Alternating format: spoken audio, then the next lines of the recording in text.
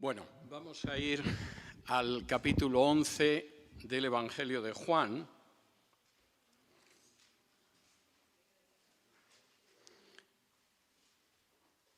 Y vamos a leer desde el versículo 1 en adelante. No vamos a cubrir hoy todo el capítulo 11, pero sí la primera parte, que dice así desde el versículo 1.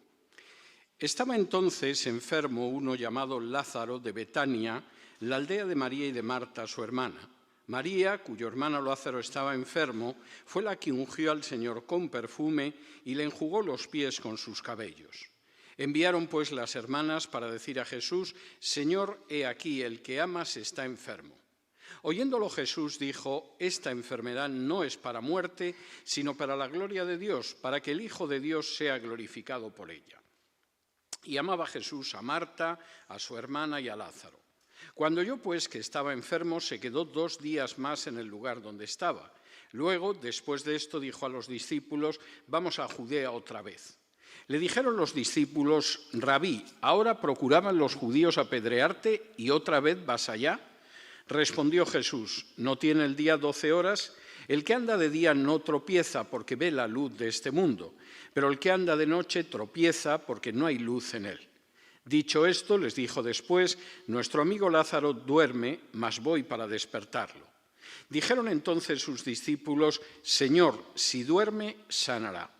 Pero Jesús decía esto de la muerte de Lázaro y ellos pensaron que hablaba del reposar del sueño.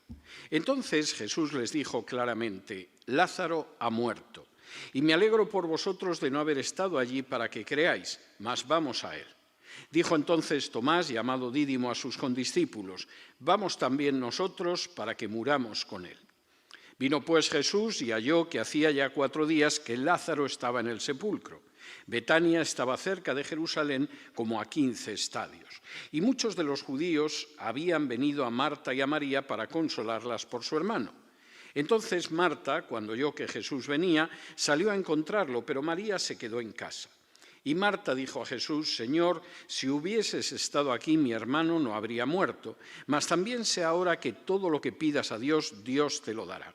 Jesús le dijo: Tu hermano resucitará. Marta le dijo: Yo sé que resucitará en la resurrección, en el día postrero. Le dijo Jesús: Yo soy la resurrección y la vida. El que cree en mí, aunque esté muerto, vivirá. Y todo aquel que vive y cree en mí no morirá eternamente. ¿Crees esto? Le dijo: Sí, Señor, yo he creído que tú eres el Cristo, el Hijo de Dios, que has venido al mundo.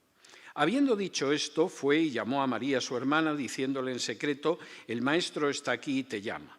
Ella, cuando lo oyó, se levantó deprisa y vino a él. Jesús todavía no había entrado en la aldea, sino que estaba en el lugar donde Marta lo había encontrado.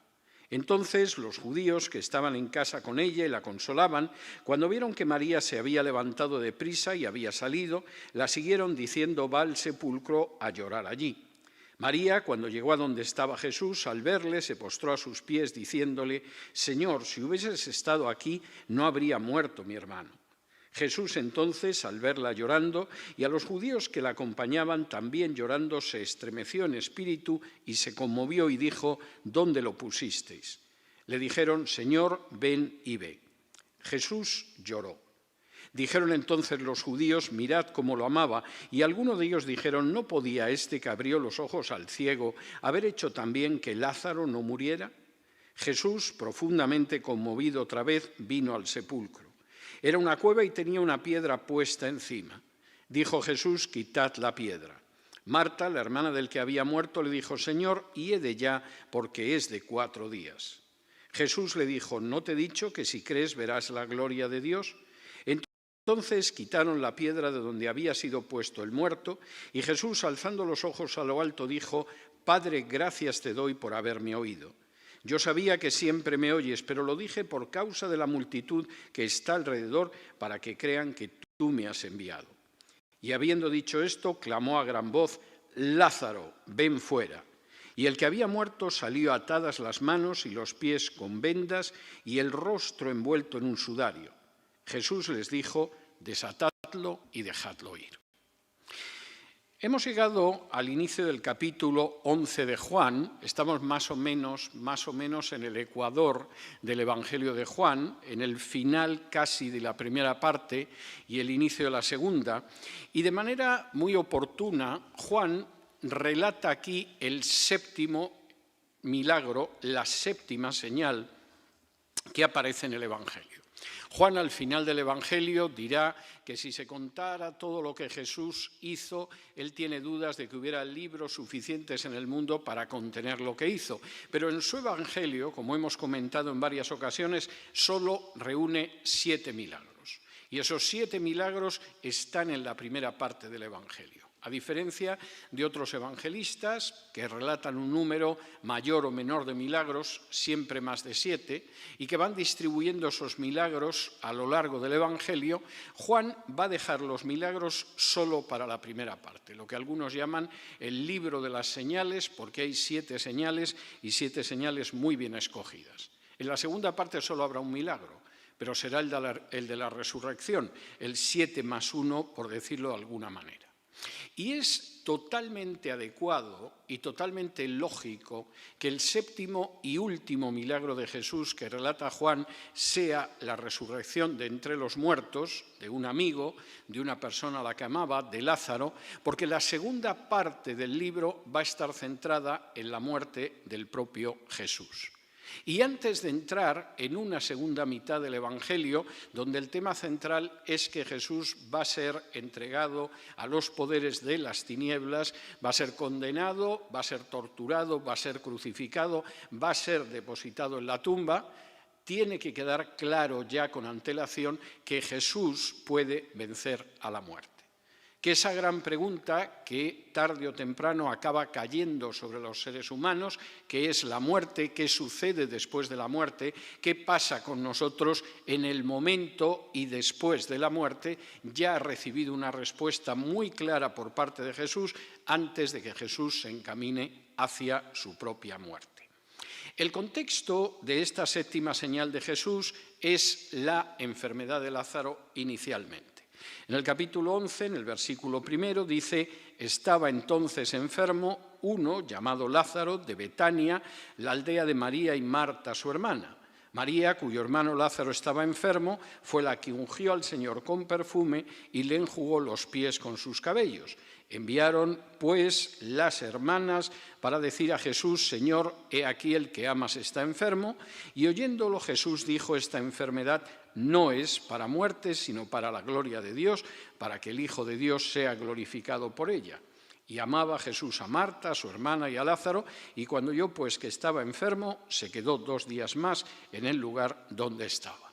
Uno habría esperado, parece que es lo lógico, que en el momento en el que Marta y María le envían una comunicación a Jesús para decirle que su hermano Lázaro, al que tú amas, está enfermo, Jesús inmediatamente hubiera liado el portante, como diría alguno, e inmediatamente hubiera partido a ayudar a su amigo.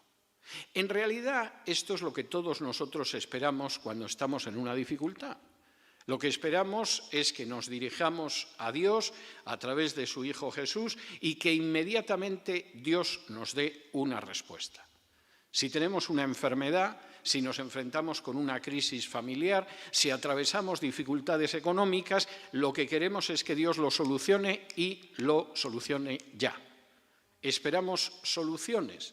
Se nos pierde que pueda haber un plano más amplio, una perspectiva más ancha, un contexto muchísimo más importante del que nosotros creemos. Creemos en la solución del problema ya. Y efectivamente que Marta y María enviaran a pedir ayuda a Jesús, porque su hermano Lázaro estaba enfermo, entra totalmente dentro de un comportamiento humano. Señor, tenemos un problema, soluciónalo ya.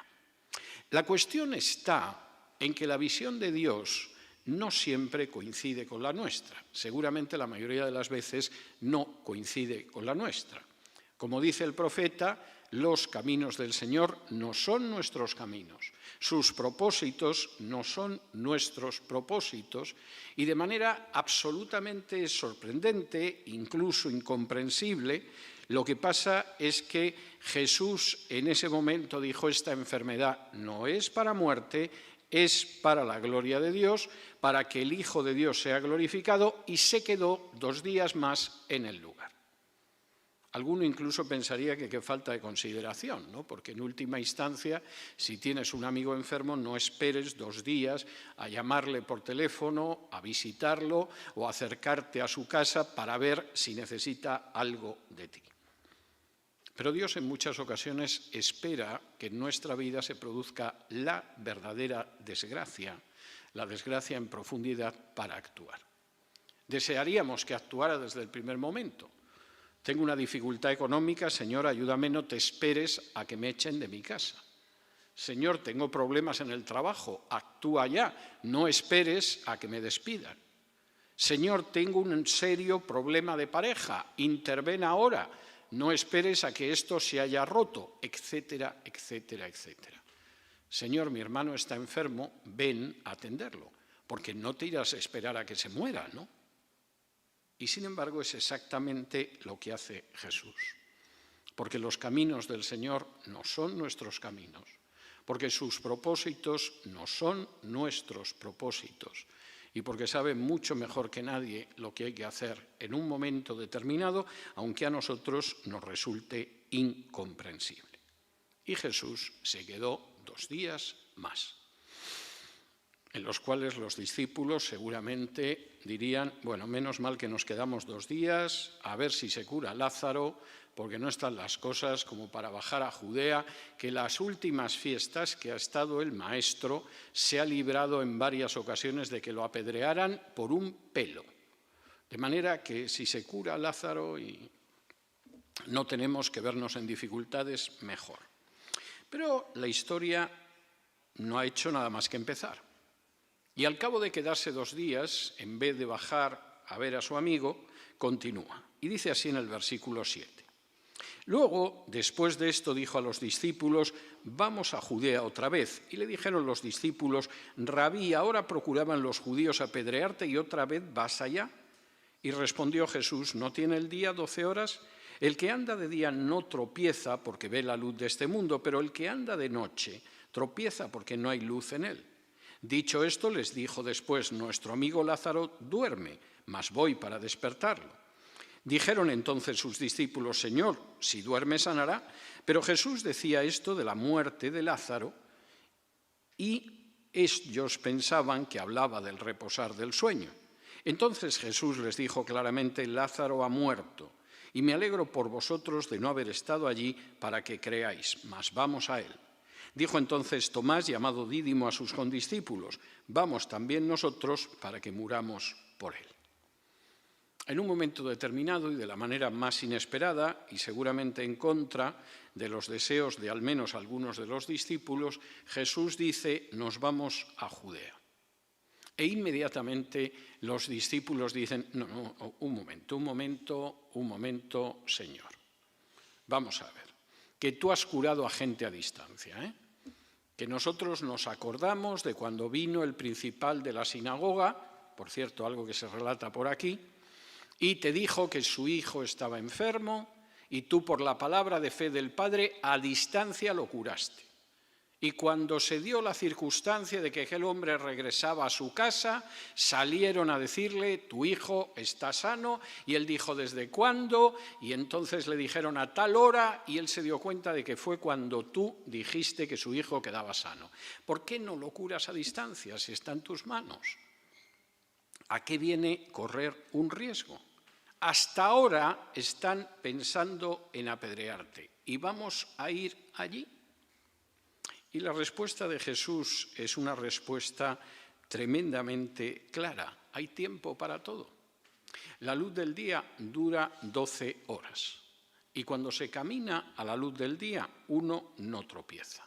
Tropieza uno cuando va donde no hay luz. Y vosotros aquí estáis totalmente a oscuras, se os han fundido las luces. Nuestro amigo Lázaro duerme y voy para despertarlo. Pues razón de más, maestro, si lo que estás durmiendo ya se despertará. ganas de correr un riesgo, ganas de bajar a Judea, ganas de que esta vez acierten, te apedreen a ti y a lo mejor con un poco de mala suerte la piedra nos dé a alguno de nosotros. Si está dormido, ya se curará, Señor. No nos compliquemos la existencia. Y Jesús en ese momento les dice: Lázaro ha muerto. Y me alegro de no haber estado allí, porque de esa manera, cuando veáis lo que va a suceder, vais a creer. Pero de momento nos vamos a donde está el cadáver de Lázaro. Y Tomás, que es un personaje al que le dedica más espacio Juan que ningún otro evangelio, quizá porque lo tuvo más cerca y le tenía tomado el punto, en ese momento dice algo que no es un gesto de valentía, sino que cuando uno lo lee, sobre todo en el griego, se da cuenta de que es una expresión de sarcasmo y una expresión de fastidio. ¡Hala, pues vamos nosotros también y que nos maten como a él! Lo cual es tremendo. Puesto a hacer algo, pues si tiene tanto interés por el Lázaro este que se ha muerto, pues que baje él. Nada, vamos todos a que nos maten. Estamos aviados. Y deciden bajar. Aquí hay algo que realmente es tremendo y que muchas veces no queremos ver. Vivir la vida de seguir a Jesús implica peligro. Y por supuesto, para nosotros que solemos aborrecer el peligro y que realmente el peligro no nos gusta, como mucho subir a una montaña rusa y bajar y porque vas bien atado y te lo vas a pasar bien, pero nada de peligros. Para nosotros que queremos vivir una vida cómoda y sin sobresaltos, y que vivimos en una sociedad que no tiene nada de cómoda y sin sobresaltos, pero que continuamente nos está ofreciendo que vamos a vivir cómodos y sin sobresaltos, y sobre todo que a veces utiliza a falsos predicadores para hablarnos de una vida cómoda y sin sobresaltos, la bajada de Jesús es un fastidio. Muchas veces reaccionamos como sus discípulos. ¿Para qué vamos a bajar si ya hemos tenido mucha suerte evitando que te apedreen a ti y que nos apedreen a nosotros? No se ha muerto, pues que lo entierren, que tiene familiares, la Marta esa, la María, que se ocupen del cadáver. No nos metamos en cosas de familia, maestro. Se está bien aquí, más tranquilo, más sin sobresaltos. Pero seguir a Jesús y amar a los demás siempre implica peligro. Jesús estaba dispuesto a asumir el peligro por un amigo. Y podía haberles dicho: mira, chicos, que a quien intentaron apedrearme fue a mí. Yo no digo que alguna piedra no se hubiera podido pillar de rebote, pero al que querían apedrear era a mí. Y yo, por mi amigo, corro el riesgo y asumo el peligro de que me apedreen. Servir a Dios implica peligros. Y aquí Jesús tenía muy claro que el hecho de bajar a ver el cadáver de Lázaro implicaba peligros, pero también era un servicio para Dios y era para la gloria de Dios. A veces se nos llena la boca gritando gloria a Dios y hablando de la gloria de Dios, pero no estamos dispuestos a asumir ni el más mínimo peligro por eso. Y no hablo del peligro de que nos apedreen, a veces pasa. Yo recuerdo haber conocido gente que tenía brechas en la cabeza porque les habían apedreado predicando el Evangelio en alguna plaza.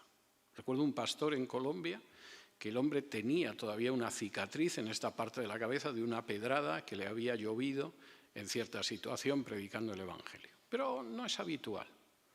Hay otros peligros, hay el peligro del ridículo, el peligro del desprecio, el peligro del desdén, el peligro de molestar a un familiar, el peligro de no caerle bien a un amigo, el peligro del ridículo, y no estamos muy dispuestos a asumir ninguno de esos peligros por servir a Dios.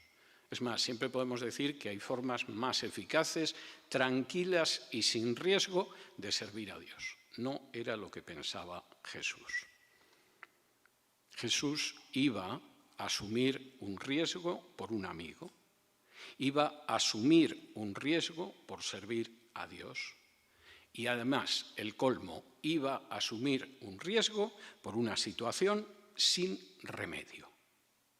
Y esto es tremendamente importante para los que conocen la historia de Lázaro, como saben el final y saben que acaba bien, como las comedias de Hollywood, pues todo el mundo está contento. Pero eso es no ver la situación tal y como se desarrolló, porque Jesús va a una situación sin remedio. Y todos piensan que esa situación no tiene remedio. Jesús llega, como dice el versículo 17, vino pues Jesús y halló que hacía ya 4 días que Lázaro estaba en el sepulcro. El cuerpo había entrado en proceso de descomposición. Esto no tiene arreglo. Es una situación sin remedio. Y las primeras que reconocían que aquello no tenía ningún remedio fueron las 2 hermanas de Lázaro, que por cierto creían en Jesús, pero tenían muy claro que el momento de intervenir había pasado. Fíjense cómo a partir del versículo 20 quien interviene es Marta. Marta, que por algún otro pasaje del Evangelio sabemos que efectivamente había acogido muy bien a Jesús, igual que su hermana María, y dice lo siguiente. Entonces Marta, cuando oyó que Jesús venía, salió a encontrarlo, pero María se quedó en casa. Marta salió por una mínima cortesía, seguramente, y María decidió quedarse en casa, muy posiblemente porque estaba dolida por el hecho de que Jesús no había aparecido cuando tenía que aparecer. De manera que en vez de salir las 2, la que salió fue Marta, y Marta le dijo a Jesús, Señor, si hubieses estado aquí, que es una manera elegante de decir, ¿por qué no estabas aquí? Porque si tú hubieras estado aquí, mi hermano no habría muerto. Pero no es que no crea en ti, sé ahora que todo lo que pidas a Dios, Dios te lo dará. Esto es una situación sin remedio. Mi hermano se ha muerto. Si tú hubieras estado, no se habría muerto, pero de todas formas, yo sé que lo que le pidas a Dios, Dios te lo va a conceder. Y Jesús le dijo, tu hermano resucitará. Y María le responde, yo sé que resucitará en la resurrección, en el día postrero. Eso ya lo sé yo. Mi hermano era un hombre justo, creía que tú eras el Mesías y el Hijo de Dios, te había seguido. Seguramente era un fiel cumplidor de los mandatos de la Torá. Algún día tiene que resucitar, eso lo sabemos todos. Y Jesús le dice en el versículo 25, yo soy la resurrección y la vida. El que cree en mí, aunque esté muerto, vivirá. Y todo aquel que vive y cree en mí no morirá eternamente. ¿Crees esto? Aquí no es la cuestión de si va a resucitar en algún momento. O como alguno dice, bueno, después de esta vida algo tiene que haber, ¿no? No se puede acabar todo en la tumba, algo habrá. No, lo que yo te estoy diciendo es si crees que resucitará. Y Marta le dice, hombre, va a haber una resurrección en el último día. Es algo que forma parte de la fe histórica de Israel, que aquellos que están dormidos en el polvo de la tierra se levantarán. Y Jesús le dice, mira, yo soy la resurrección y la vida. El que cree en mí, aunque haya muerto, vivirá.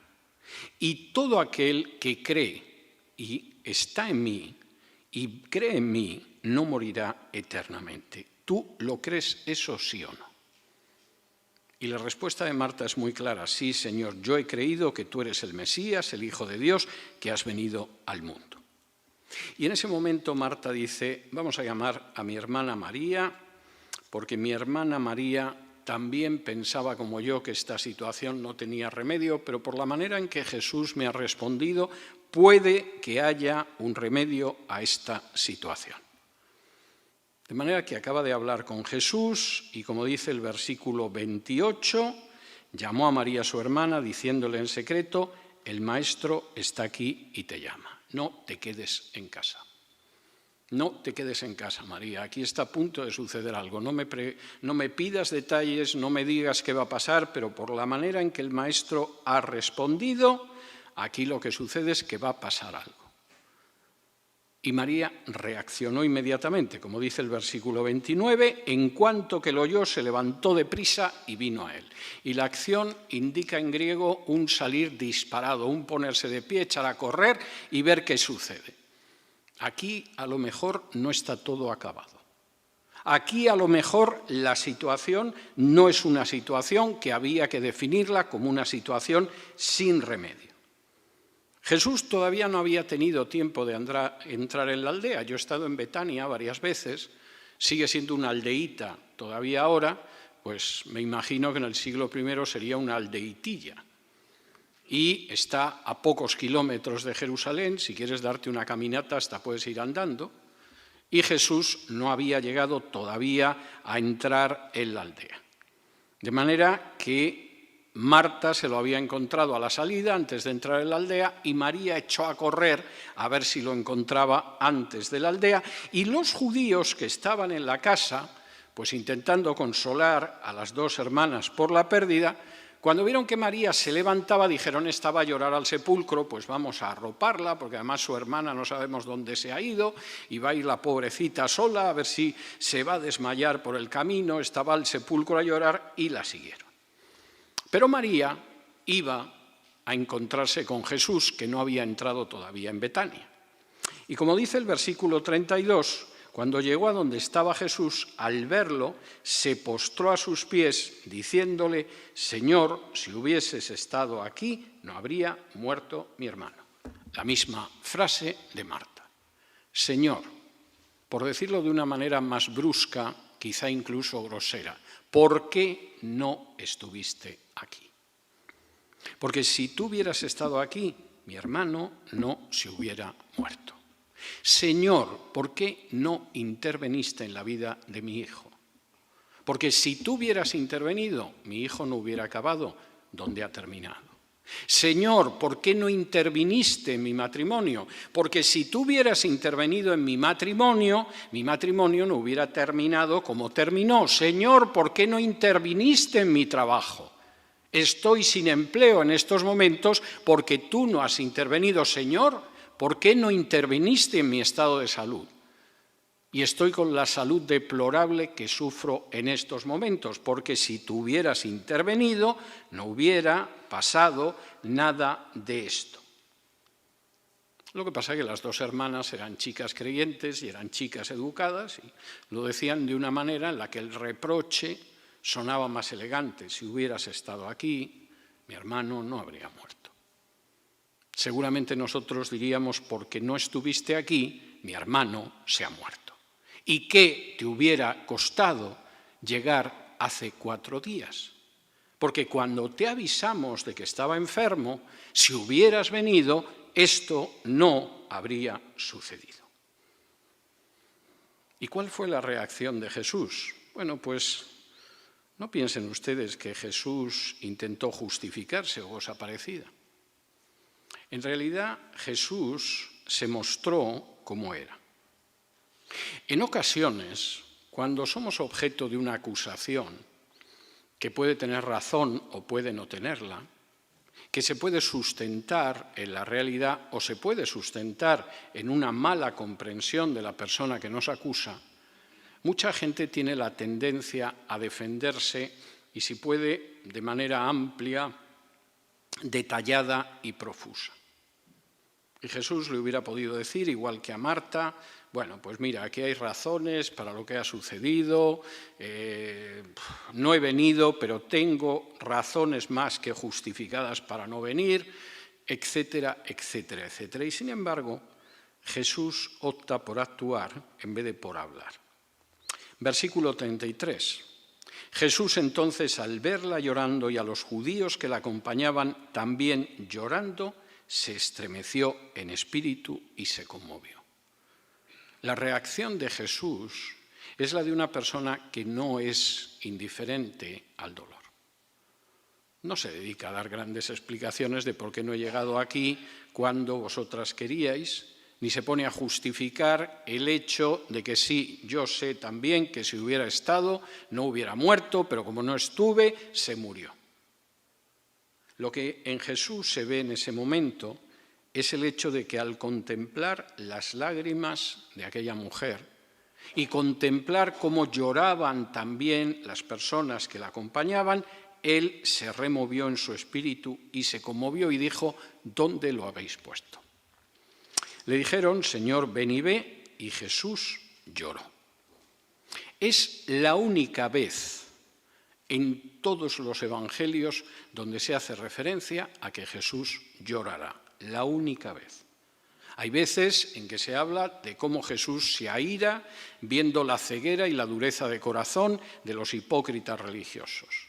Hay veces en que se hace referencia a cómo se le removieron las entrañas porque la gente estaba como ovejas sin pastor o estaban a punto de desfallecer de hambre en el campo o venían con enfermos o con endemoniados y se le removieron las entrañas. Pero la única vez que dice que Jesús lloró es ante la muerte y el impacto que la muerte causaba, no solo en seres queridos, sino en gente que se había acercado a arropar, a ayudar, a respaldar a alguien que habían perdido a un ser querido. Es algo tremendo, pero la muerte no es nada para tomárselo a risa ni a juego. Y cuando Jesús contempló a aquella mujer que lloraba y a los judíos que también estaban llorando, él se conmovió y en un momento determinado lloró. Reacción de los judíos, versículo 36. Dijeron entonces los judíos, mirad cómo lo amaba, y algunos de ellos dijeron, ¿no podía este que abrió los ojos al ciego haber hecho también que Lázaro no muriera? La escena es tremenda y es la escena que solo puede relatar un testigo ocular, porque es el inmenso desconsuelo que se siente ante un ser que ha muerto y no hay solución, se ha muerto. Si hubieras estado aquí antes lo hubieras podido curar, pero ahora que se ha muerto, ¿qué? Y el propio Jesús lloró. Una de las costumbres que hay en España, a mí me parece espantosa, pero la hay. Y cuando yo la descubrí siendo niño me resultaba incomprensible. No sé si eso también los españoles lo llevaron a Hispanoamérica o se da en otras culturas. Yo solo he tenido ocasión de verlo en España. Es contar chistes, historias graciosas en los entierros. Están enterrando a la abuela, a la madre, a la mujer. La persona más cercana, por supuesto, está totalmente apenada y el resto de las personas que van al entierro están contando chistes. Y yo de niño decía, pero ¿cómo se pueden contar chistes cuando están enterrando a la abuela? ¿Cómo se pueden contar chistes cuando están enterrando a la madre de esta persona? Y la razón es una razón psicológica. E insisto, no sé si esto se da tanto en otras culturas, pero parece ser que los españoles tienen un pavor tan grande a la muerte y les resulta tan difícil asumir que el que va a parar al hoyo, en el hoyo se queda, que la única defensa psicológica que tienen es contar chistes. Es intentar reírse un poco para pretender soportar la pregunta de qué va a pasar con la abuela o qué ha pasado en un momento determinado con un ser querido. Y entonces, para intentar medianamente soportarlo, contamos chistes, nos reímos un rato, rebajamos la tensión, descendemos la congoja que tenemos y bueno, no es que sea agradable ir al cementerio, pero al menos hemos echado unas risas. Es algo que tiene una clara explicación, aunque me parece también una tremenda falta de respeto. Pero lo que hay es enfrentarse con la realidad. El ser humano no puede hacer más. E incluso aquella gente que sabía que Jesús había curado a un ciego de nacimiento, lo más que podían decir es esta situación no tiene remedio. Qué pena que no haya llegado antes. Porque visto lo que hizo con ese ciego hace unos meses, con este que estaba enfermo, pero en fin, no parece que la cosa fuera tan grave, no era algo de nacimiento, no podría haber hecho que no se muriera. Porque ya que se ha muerto, aquí no hay solución. Y en ese momento Juan relata la séptima señal y dice, versículo 28, Jesús, profundamente conmovido otra vez, vino al sepulcro. Era una cueva y tenía una piedra puesta encima. Dijo Jesús, quitad la piedra. Marta, la hermana del que había muerto, le dijo: Señor, hiede ya, porque es de 4 días.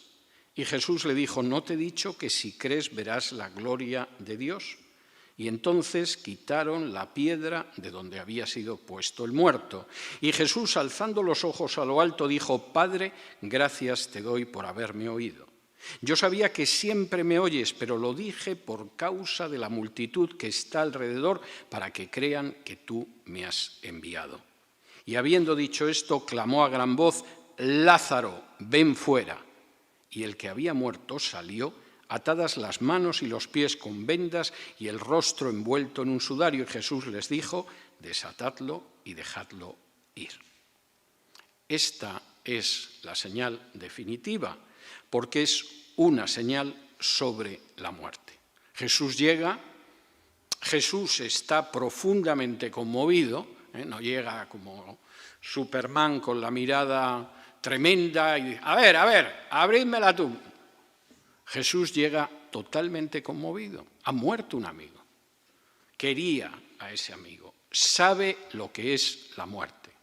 Ha visto a sus hermanas destrozadas y diciendo: bueno, sí va a haber una resurrección, pero qué pena que no estuvieras aquí, porque se hubiera podido salvar. Ve a los judíos también atenazados por el dolor y ve además a algunos que en ese momento dicen: también es una pena que este hombre no estuviera, porque si hubiera estado aquí seguramente no habría muerto. Y cuando él dice: abrid la tumba, la hermana le dice: pero Señor, ¿para qué vamos a abrir la tumba? Si ya hace 4 días que se murió, si esto no tiene solución, si cuando uno cruza el umbral de la muerte se acabó, si nadie viene del más allá. Señor, si es que apesta, hace 4 días que se murió. Y como hace 4 días que se murió, ya huele mal. Señor, esto no tiene solución. Y en ese momento Jesús le dice: ¿no te he dicho que si crees verás la gloria de Dios? ¿No te he dicho que si efectivamente pones tu fe en mí, vas a ver algo que supuestamente es imposible? ¿No te he dicho que aquello que vosotros pensáis que una vez que se pasa de un punto ya es un caso perdido, es algo que se puede remediar? Y en ese momento Jesús alzó los ojos a lo alto, le dio gracias al Padre y le dijo: yo sé que siempre me oyes, pero me has enviado por causa de la multitud. Y en ese momento gritó: Lázaro, sal fuera.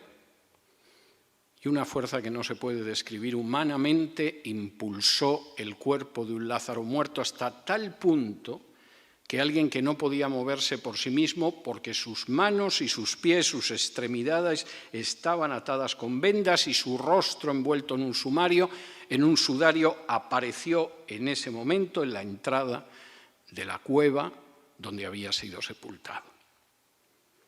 Y aquel hombre que había vuelto de la muerte seguramente escuchó las palabras de Jesús que decían: desatadle y que se pueda ir. Es la señal definitiva y es la señal sobre la muerte. No hay nada imposible para Dios. En muchísimas ocasiones nosotros queremos marcarle a Dios los tiempos. Señor, haz esto ahora. Señor, sácame de esta situación ahora. Señor, actúa ahora. Señor, interven ahora. O como dice el productor de mi programa de radio: Señor, dame paciencia, pero dámela ya. Es la forma en que queremos marcar los tiempos de Dios. Y Dios tiene sus tiempos. Ah, sí, pero es que si Dios tiene sus tiempos, resulta que a mí se me va a pasar el tiempo. Si realmente Dios no actúa cuando yo quiero que actúe, esto puede ser una pérdida absolutamente irredimible y absolutamente irremediable. Le he pedido a Dios que actúe, no actúa cuando yo quiero, ¿de qué me va a servir que actúe luego? Señor, si tú hubieras estado aquí, mi hermano Lázaro no se hubiera muerto. Ahora aparece 4 días después, como dirían en España, a buenas horas, mangas verdes. ¿Por qué apareces ahora que esto ya no tiene solución? Te lo agradecemos, pero ya resucitar al final de los tiempos. Y sin embargo, lo cierto es que para Dios no hay nada imposible, ni la muerte nos va a separar de Dios, y Dios actúa en sus tiempos. Y Dios actúa en sus tiempos de una manera infinitamente más poderosa de lo que nosotros podamos pensar. Quisiera que en estos momentos piensen, llevándose la mano al corazón, en aquellas situaciones de su vida en las que creen que Dios no ha actuado cuando le han pedido que actuara. Reflexionen por unos instantes, nos los podemos tomar, en aquellas situaciones en que esperaban la acción de Dios, y la acción de Dios ha sido decir, nos quedamos aquí y ya bajaremos a Betania. Y ustedes en Betania pensando que el mundo se les caía encima y que el cielo se desplomaba sobre sus cabezas y parecía que no había nada. Por favor, piénsenlo. Piensen en aquellas situaciones en su vida relacionadas con su familia, relacionadas con su matrimonio, relacionadas con su trabajo, relacionadas con su salud, relacionadas con cualquier aspecto en el que han pedido realmente a Dios, Señor, interven, baja por favor a donde estoy, sácame ahora de la situación en la que estoy. Y la idea que ustedes tienen es que el muerto se les ha muerto, lleva tiempo en estado de corrupción y ya no hay nada que hacer. Porque el Señor quiere intervenir en las vidas de ustedes si están en esa situación. Si realmente ahora mismo se encuentran en alguna de esas situaciones, yo quiero enfatizarles que no es porque Dios no les haya escuchado, sino porque los tiempos de Dios no son nuestros tiempos. Porque cuando nosotros pensamos que tiene que actuar en nuestra vida, a veces es el momento justo en el que tiene que actuar. A veces lo que hay es un tiempo futuro en el que va a actuar. Pero porque es el tiempo en el que hay que actuar, no cuando a nosotros nos parece. Y en ningún momento es porque Dios no sea empático, o no sea sensible, o no sea compasivo, o no sea misericordioso. Es porque Dios tiene su tiempo. Y no piensen que si Dios actuara justo cuando se lo han pedido es mejor. Dios actúa cuando es mejor. Y eso no siempre coincide con nosotros. Y eso incluye aquello que parece imposible. Cuando en un momento determinado todos nosotros acabemos pagando el tributo del pecado y acabemos muertos, a menos que el Señor venga antes, no habrá acabado todo. No podremos decir, si tú hubieras venido antes, Señor, no hubiera tenido que morirme. Es una triste gracia tener que morirse y convertirse en algo corrupto que acaba al final transformado en polvo y desaparece, cuando si tú hubieras venido no estaríamos así. Porque nuestra esperanza es que no hay nada imposible para Dios, incluida la muerte.